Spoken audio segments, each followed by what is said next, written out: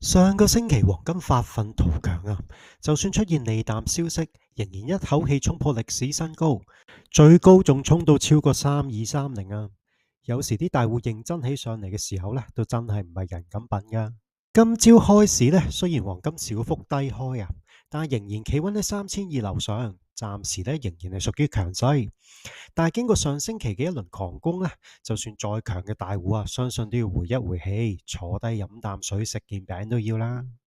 今日好大機會呢，會暫時回歸到震盪行情，唔會延續上個星期嘅升勢啊。有想高追嘅朋友仔呢，就要留意可能會出現捱價嘅風險啦。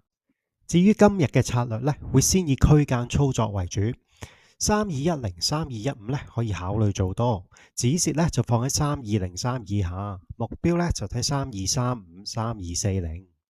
而想做短線空倉嘅朋友啊，可以考慮喺上方3235、3240做空，止蝕呢就放喺3250以上，目標呢就2310、2315。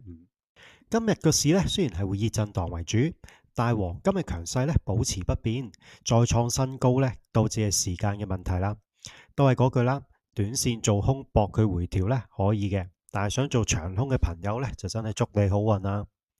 記得訂閱、點讚、分享，感謝收看，聽日再見。